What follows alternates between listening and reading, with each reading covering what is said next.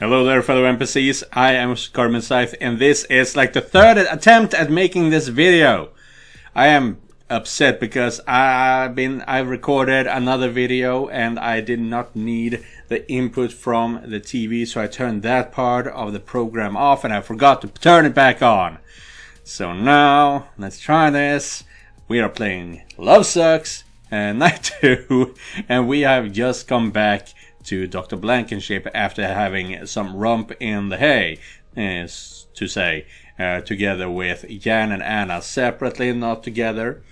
And during that time, Sammy showed up and took the MacGuffin, took it to Dr. Blankenship. I believe they replaced it with a fake MacGuffin, and now they are able to figure out what's going on with the magic within it, so that we can actually stop the spell that Jan and Anna are trying to do. Because if they manage to fulfill it, I'll die. But I'm currently time travel style immortal, so when they ultimately fail, all of the monsters in the town are trying to kill me. Well, they will kill everything within sight until I'm dead. That would be bad. So yeah, that's where we are. Now, let's continue. Let's go. Doc, we're back. As the pair returned to Dr. Blankenship's studio, the air about the place was different.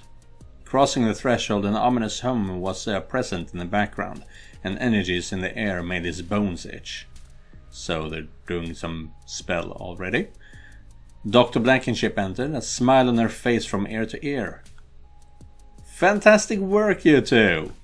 I got in the matrix from Sammy and I figured out the artifacts. I've already started the creation process. Oh, that was really fast. Run me through how this works. Based on my moment magic, once it's finished, Kurt will have to complete certain moments with the girls.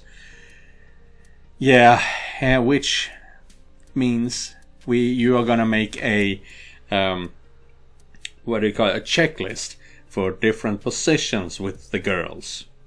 Is my understanding of that. I didn't play that far, but that's my understanding. Moments.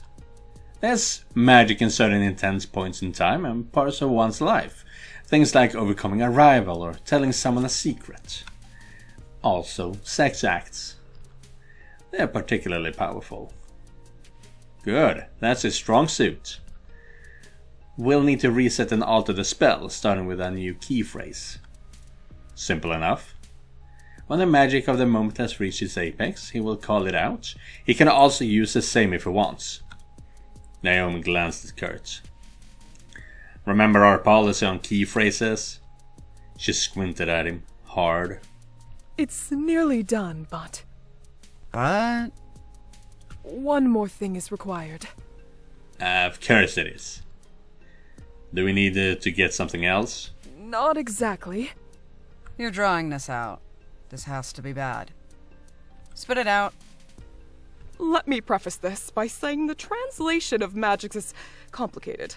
Yeah, we had a big thing about that in a previous episode. We have to prime the artifacts with a powerful moment. Yeah. Specifically ones with the casters of the ritual and their victim. Okay, yeah, so we need... Yeah, exactly, as I said, we need to have sex with Jan and Anna in different positions. Oh, great. Sure, let's pull them down here and ask them politely to help us. Considering we're trying to stop them, I'm sure they'll be very understanding. Right, I guess we can't just do it. We have to make them do it in a specific place. You know, within a magic circle or something. So my idea might not work. Oh, no, that's the easy part. Okay. A simulacrum spell will let us perfectly fill in for the girls. Okay then. It'll be like we are them. Yeah. He has so much magic layered on him that the spell won't know the difference. Oh. Well, that's not so bad. I'm guessing I'll be Anna? Not quite. I would say that Dr. Blankenship has better proportions, better assets. She's more knowledgeable on the subject, if you will. Dr. Blankenship let out a small cough and looked away. What? I'm Fangface? But I'm the actual demon. Well, you have similar origins, but not similar traits. Traits, yeah. Dr. Blankenship smirked slightly, crossing her arms under her ample bust. Are you saying my tits aren't big enough? Yeah. No, but between the two of us, well... Okay, so it's not that your tits are not big enough, they're just not big enough for this job, I guess. Naomi growled and folded her arms. Fine. But demons are beings of urges and needs. Playing one can have consequences.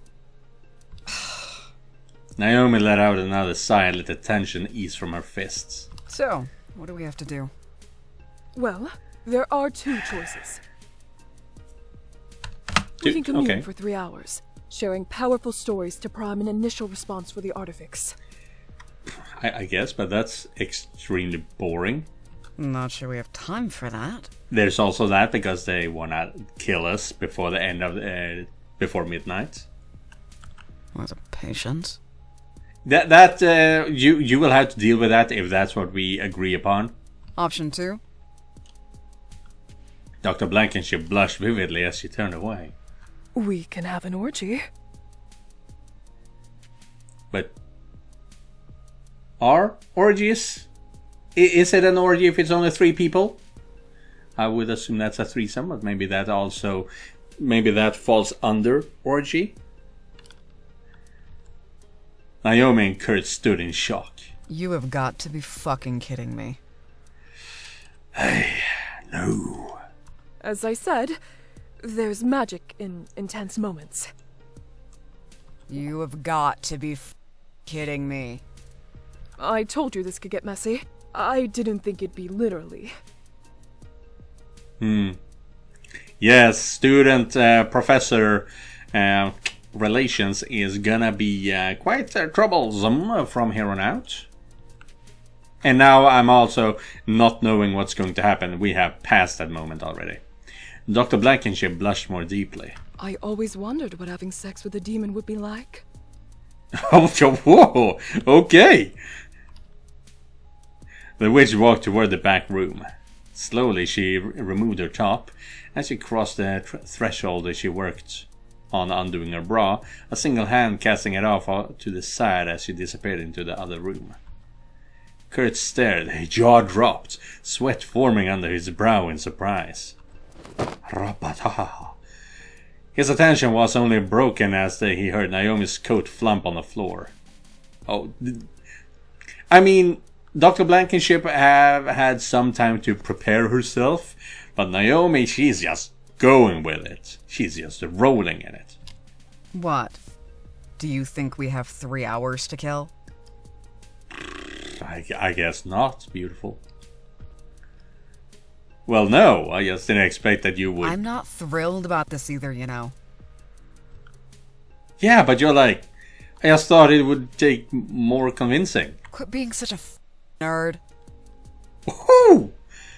I have a job to do. Yeah, this this usually isn't part of the job, I would hope.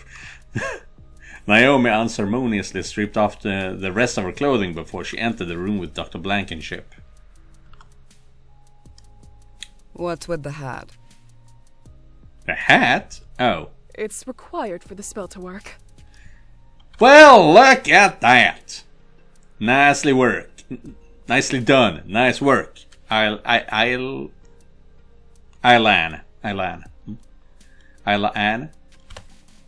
No, it's not. What's with the... Hat stays on during sex. Right.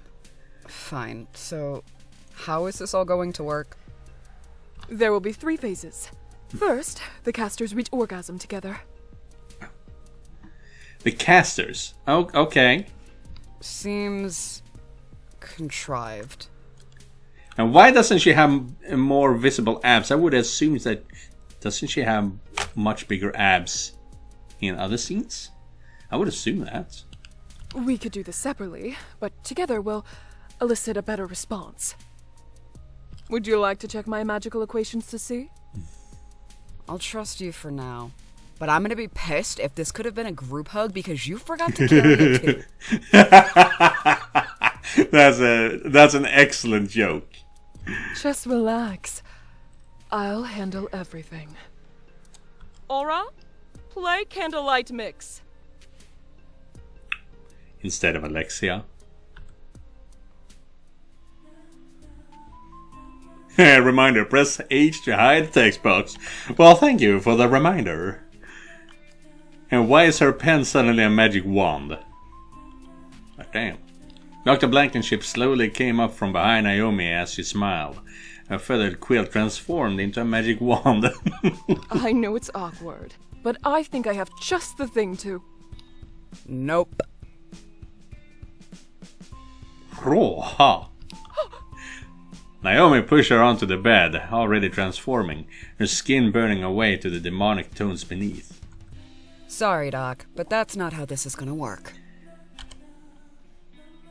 Hot damn. When dancing with the devil leads. And also, yeah, it makes sense that Fangface would be the dominant one in this entire thing. Oh, new entry. Dr. Blankenship set up to protest, but Naomi got onto the bed and crawled on top of her. We are not checking the book just now, we got stuff going on here. Oh shit, we got stuff going on here! I completely forgot! We'll be seeing you guys soon. Now that is the thumbnail. God damn. Looks like Loverboy's all out of love. Aura, play sad trombone. That's mean. Remove the glasses, they're in my seat.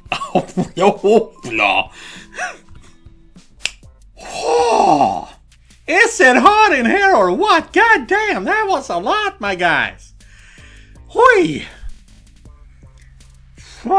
And I also think that took record for the longest scene. God damn. Lot of good stuff in that one. And Naomi was not happy with the new catchphrase that I chose. I chose boobies, and there was an entire scene about that. Which I would not have gotten if I had chosen Punch again. Yeah. But if you want to see that, which I do recommend, you should definitely go over to SpicyGaming.net and see it for yourself in 1 week's time. But now, let's continue. God damn! Kurt walked outside for a long time before Naomi exited and started to put her clothes on in silence. When she was finally done, she approached him, her eye patch off and her demon eye blazing. Let's get this straight, human. When this is over, I'm going to hurt you. Please don't. I'm going to inflict pain upon you. A rich tapestry of pain. It won't kill you. It probably won't maim you. But your conduct for the remainder of this ordeal will determine if they are bruises or scars. Do I make myself clear?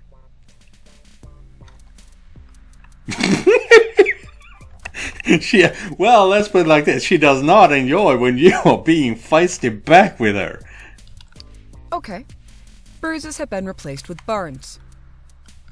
And if you say kinky again, I don't know. I'll just remove an eye or something. Got it? Good. Naomi's smile dropped as she punched him in the face. Ow! Dickwad. I mean, that is not a much better catchphrase now, is it? Anger Naomi by picking something crazy as the key phrase. Hell yeah. As Naomi finished dressing, she pulled out a small aerosol can from her pocket and sprayed herself all over.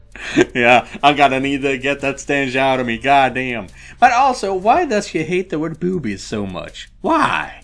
Why? Why? She tossed the can at Kurt. Here, spray yourself.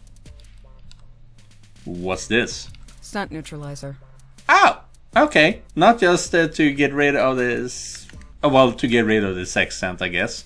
So that the succubus can't smell me. Or a demon on me. Or a witch on me. All over me. What's it for? So I don't have to suffer awkward looks and questions from my roommate. Also from Addie, who is a shifter and has canine smell. Speaking of Addie, I should check in. Where's my... oh... She started rushing around the building. No, brimstone. Soon she found a quarry. Her dog was happily crunching on her cell phone. Brimstone! Bad dog! What? Why would he do that? Because it's metal? He likes rare earth metals. Oh, like gold. That's my third phone this year. Let me see yours. She quickly dialed her partner. Yeah, Addie, we have the... Wait. Slow down. Slow down. Okay. We're coming. Yeah, you did. What was that about? I don't know, but she needs us. Okay. Oh. Well, damn. This is apparently the appropriate witch attire, by the way.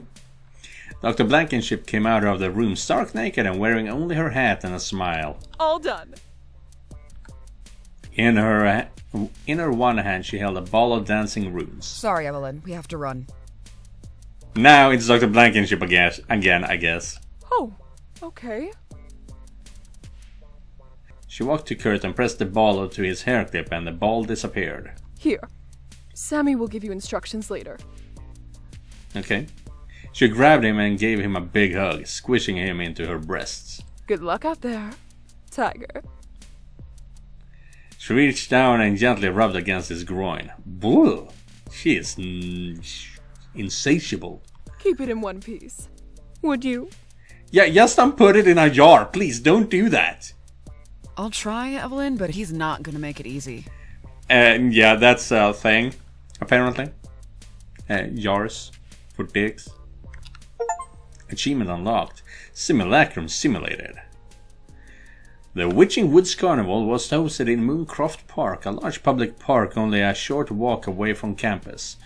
The entire place had been transformed. But before that, I really want to check out what information we got about Anna. No, not Anna. Well, her too, but about Naomi, because we learned new things about her. Didn't we? In perfect transformation as Cover Left Eye, Nimrod Field Agent can summon a Hellhound, use Vexel Magic, whatever that is. Dominant. Oh, yeah! Dominant! With a capital D! About Anna. What was it about you? Oh, right. 69ing a succubus may be deadly. Right. That's all we need for that. An arcade was set up in the community center and a student fair set up nearby. The rest of the park was all dedicated to the carnival in Midway. On the way, he passed hundreds of costume people. By hundreds of costumed people. At least he thought that they were... At least he thought they were costumes. Kurt and Naomi met Addie near the empty fried butter stand. Fried butter? I've heard of that! Don't eat that! That sounds disgusting. Across the way, a large crowd had formed around an event, and loud music was playing and an amplified voice echoed over speakers. We got here as quickly as we could. Did something happen with them? Oh, they're great. Totally peachy. But we're about to experience a fuck-up of unparalleled fuck-uppery. Well, hello there. The dinosaur put them in a kissing booth. I mean, I get it. What? No fucking way! Yes, fucking way! While you two were fucking around, the succubus got half the county lined up! Fuck! Both of them looked extremely concerned while Kurt was just confused. Why is that a bad thing? Because the succubus can't kiss people. Succubus lips are a siphon point. Oh? Kurt knew that really well. He glanced over at Naomi, who seemed to have the same thought. She means kissing. Several donors over a short period will amplify her desire aura until a spontaneous mass libido event occurs. She's not a nuclear reactor, okay? But I guess she is a nuclear sexual reactor. God damn. A what? A public orgy. If she kisses too many people, everyone will get hazy-eyed and start fucking like it's the 60s. What the hell is wrong with her? Doesn't she know that? We gotta figure out how to get her out of here. I could use a smoke bomb. What is it with you and smoke bombs? What is it with you and not smoke bombs? I don't know. Maybe because I can actually be stealthy. Yeah, because bricks through windows are the epitome of stealth. Look, I'll go over and figure out what's going on. Alright, when you get the story, come talk to us. We'll figure something out. Let's go, fuzzball. You know I dislike being called that. Oh. Well, Jan doesn't want to be there, but Anna is really shy about it. Is it because she knows what's going to happen? Or is it because something more succubus related? Kurt made his way towards the event, moving through the crowd, squeezing his way to the front. A cordoned off area had a booth with several people sitting on display. Question is this a real Minotaur or is it just a costume? I really need to know that. The girls sat apart from each other. Jan looked frustrated and bored, but Anna looked very nervous. A large line Addy mentioned was exchanging money for tickets next to the college radio setup. But there was a larger group loitering with tickets already. A pink-haired woman was working the crowd with a microphone, taking interviews. A lot of eyes were drifting towards Anna. She looked like she was barely hanging on. Hey, Kurt. Hello there. Trouble beckoning him to her, sitting at the ticketing table. Thought you were running a thing at the college fair. Adam buzzed me, said he needed more help for his big charity event. The crowd started to pick up after your dates arrived. Yeah, I can see that. So much Adam had to run off and get another roll of tickets. Nice of you to allow this. I didn't even know this was going on. Neither did they by the looks of it. Mind if I go chat with them? Go ahead, don't be stealing any kisses, you gotta pay for those. Click to talk? Oh hell yeah! I will talk. I will take care of you soon, but I need some information here first. I believe she has the information. She's bored, so she's gonna tell us everything. Jan sat at her booth, slumped over with her head propped up in her hand. Her finger lazily ran loops around the table in front of her. She looked bored, but every so often her eyes flashed in utter disdain. She was clearly not happy, but was frustratedly resigned to it. Her eyes moved up to Kurt as he approached. Hey, killer. You here for the event of the century too? What do you mean? Jan flicked a speck of something off of her table with one of her claws. Everybody's lining up to kiss a hot blonde in a nurse's outfit. Oh, yeah, they did say that everyone is here for Anna. You think everyone is here for Anna? She glanced over. Maybe the cowgirl too. I mean, are you worried no one will come to you? I don't really want to kiss random strangers, but equally I don't want to sit here to play second fiddle to Little Miss Popular. I don't mean that. I think I might line up a few times for a smooch from you. I mean, that's cute. That's cute. She met his gaze and a smile came over her. That's very sweet of you. She sighed and the smile dropped. What happens if we choose the other? She frowned before meeting his eyes again.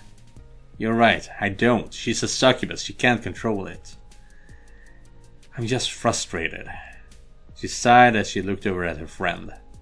I don't know why she volunteered us for this. She doesn't want to do this. What do you mean?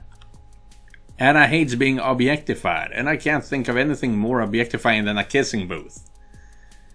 Okay, here we go. This is what I was supposed to choose. When we got here, Adam was ecstatic to toss us in these seats. Why didn't she say no? She gets like this sometimes. When she says she'll do something, she'll stick to it, even if she doesn't want to or it's bad for her. She's very stubborn like that. My guess is Adam tricked her into saying she'd help but didn't give her the full details.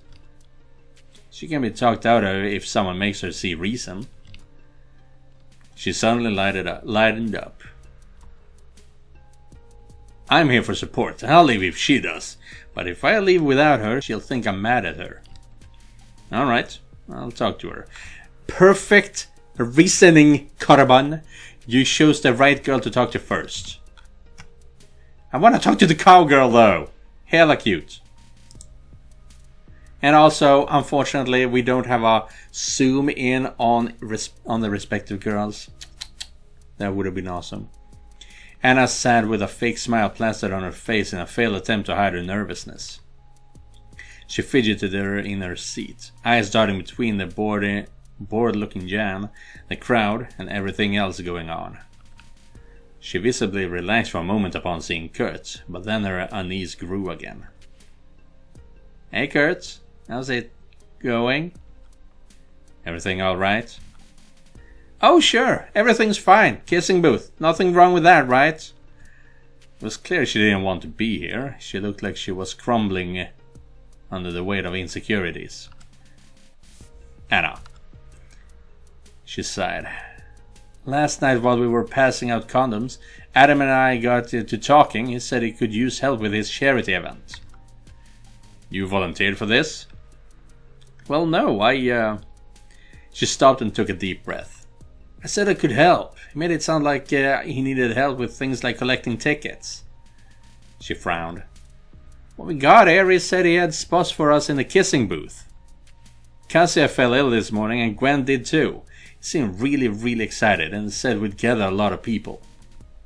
Beating the charity night records is important to Adam too. I hate that I dragged Jan into this. She whined and she looked out of the crowd. Kurt frowned. You shouldn't do this if you don't want to. In fact, if Adam knew you didn't want to, he'd be the first to tell you not to, no matter what event is going on. Well, there's more to it than that, and it's gotten more complicated. Her eyes drifted out into the crowd. The radio DJ and I have... No, she has a problem with me. Is it Kay? Wait, Lollipop? What was her name? I honestly think she's the one who suggested it to Adam to have us in here. Yeah, let's double check that. Anna? Dislikes being objectified. Anna has a problem with the school's radio DJ. We don't have a name. But also dislikes being objectified, which is interesting for a succubus. That's always something that's interesting when you give human personalities to monsters. They did that in the old TV series Angel as well. It basically stopped being heroes versus demons and instead became a show about racism disguised as demons. You know? In the beginning it was like that, at least. I'm afraid if I leave she'll call me out on air. She's spiteful like that. In fact, I'm very sure she was the one who cursed our apartment at the beginning of the September semester. She can do curses? Anna believes that Sherry cursed hers and Anna's apartment at the start of the semester. Okay. Her face turned a bright red. Do you want to get out of here? Yes. Let me see what I can do. As Kurt walked away, he saw Sammy. Any got any tips for me, little fella? Why, hello, Dr. Mertlau. Fancy seeing you here. Hey, Dr. Blankenship said you had info for me. Yes, give me your paw. Why? Just do it, dumbass. The mistress put an enchantment on my paw and told me to transfer it to yours. It's not frickin' Star Trek. Yeah. Sammy placed his paw on Theo's fingers. Yeah. Oh. It's changing. What's happening to it? I feel weird. With the amount of different spells laid on and attached to this, I'm surprised you haven't exploded yet. What did you do? Since you left in such a hurry, the mistress didn't get a chance to explain. Your questionable hair clip has been enchanted. You are now the proud owner of one counter MacGuffin. Congratulations. And you connected the dots. The details are in your book now. How do you know? Oh, because you were with... No, you weren't. You were not supposed to be with Addie at that moment. Maybe you were. Maybe you're always spying on me. You know about the book? The shifter is keeping me in the loop. In order to power the counter MacGuffin, you have to complete several different types of moments based on my mistress's confluence magic. Consider it a failsafe if you end up not being the stud muffin you think you are. Moments like what? Important and memorable ones, defeating a rival, finding out a secret, have a heart-to-heart, that kind of thing. Specifically and only with your would-be murderers. Sorry to say that engaging in unprofessional behavior with the Nimrod and the mistress didn't count. Now, each moment is connected to a rune. Since you lack aptitude yourselves, they are visually represented in the book. You can also do some sex acts too. They're in there. Though it looks like those two are not available for any of those at current. Give it a look, or don't. I'm very tired. The book has been updated with the rune collections. Oh, am I gonna have to pick and choose? That's kinda cool. Triumph over rival, have 69. Oh, okay, no, I'm just gonna... Oh shit, am I gonna have to check all of these off? Hey, that's a lot of stuff. It's just one page at least. Be lewd in public, that's... What if I don't manage to activate these runes? I suppose you'll find out tomorrow night. You probably don't need all of them. Okay, but I wouldn't risk it. There's a lot of them. How am I supposed to do all of these in one night? You travel back in time when you die, do you not? You have more time tonight than anyone. Good to know. Sammy jumped back onto the table. He looked over at the kissing booth where Jan and Anna were still looking like they would rather be anywhere else. Your human games are so silly. They're not human. But they're playing human games. Neither wishes to be here, but yet here they are. They could get up and leave, but won't. And how would you deal with it? I'd hiss, scratch someone, and then run away. He casually licked his paw after he said this, like it was the most natural thing in the world. I see your point. Having Anna hiss at people would be a good way for her to not have to kiss anyone. I'm obviously not suggesting they do that, but they are making it harder than it needs to be. So what are you suggesting? Neither of them wants to be here. They both have reasons for staying. Neither of them are willing to just leave. Figure out why. They already told me why. Adam convinced her. Adam promised to give her something if she helped. I overheard bits of the conversation. And Jan? Duty to her friend binds her, but that duty should have already found a solution. Sammy's nose crinkled. And Nimrod is here. I can smell the disgustingly spicy chips that she's undoubtedly shoving in her craw as we speak. Ed is likely with her. I'm sure they have a solution as well. Many roads can lead away from this, but the real question is, will you have to elicit help to get her out, or can you find a solution that empowers her to get herself out? Sounds like a riddle you constructed. Sorry, prophetic monologues come with being a familiar. I see. Oh, I can't choose them again, so I have to talk to the girls.